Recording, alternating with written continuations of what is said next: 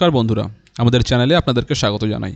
যারা চ্যানেলটিকে প্রথমবার দেখছেন তারা অবশ্যই চ্যানেলটি সাবস্ক্রাইব করে নেবেন এবং বেল আইকনটি দাবিয়ে দেবেন, যাতে চ্যানেলে দেওয়া সকল ভিডিওর প্রথম নোটিফিকেশান আপনাদের কাছে পৌঁছে যায়।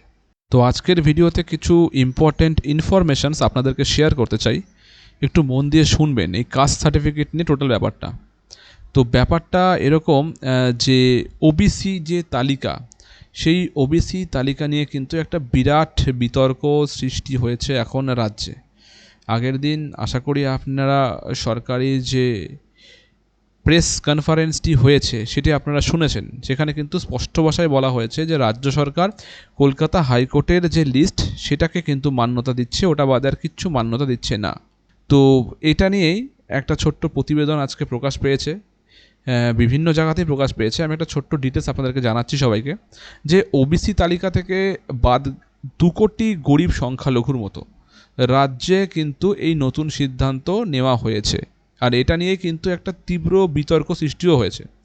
আমরা জানি মাঝে ওবিসি সংরক্ষণ কিন্তু বাড়িয়ে দেওয়া হয়েছিল, কিন্তু রাজ্য আবার সেই ওবিসি সংরক্ষণকে 7% নামিয়ে আনতে চলেছে বা চাইছে বলতে পারি।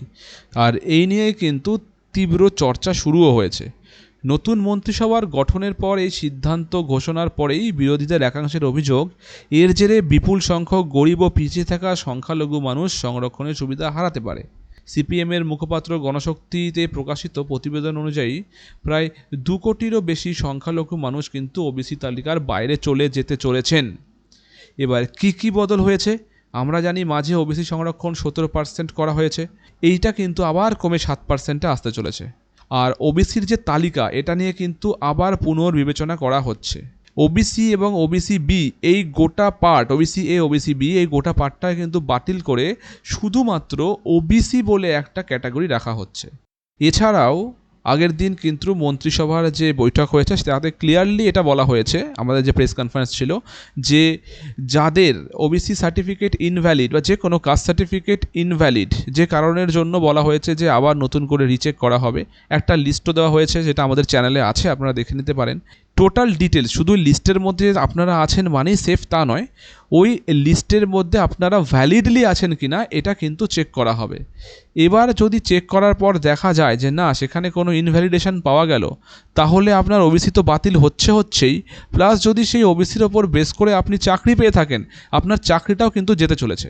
তার মানে একটি বিরাট সংখ্যক চাকরি যাওয়ার মতো পরিস্থিতি কিন্তু তৈরি হতে চলেছে আমাদের পশ্চিমবঙ্গে এখন।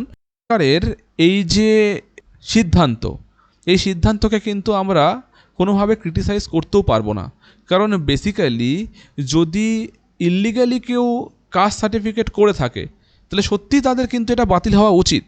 এবার তারা যদি সেই কাস্ট সার্টিফিকেটের জোরে চাকরি পেয়ে থাকে, তার মানে সে কোনো একজন ডিজার্ভিং ক্যান্ডিডেটকে সরিয়ে দিয়ে সেখানে বসেছে, তাহলে বেসিক্যালি তার চাকরি কিন্তু যাওয়া উচিত। সেই সেন্সেই আমরা বলছি যে সরকারের এই যে প্রকল্প বা এই যে চেষ্টা, এটাকে আমরা সাধুবাদ জানাচ্ছি, বাট একটা বড় কিন্তু সামনে বিপর্যয় আসতে চলেছে। এবার এটাই দেখার যে বর্তমান বিজেপি সরকার এই সিদ্ধান্তটায় অটল থাকে না সিদ্ধান্ত পরে চেঞ্জ করে। আজকে খবরটি এই পর্যন্তই, ধন্যবাদ।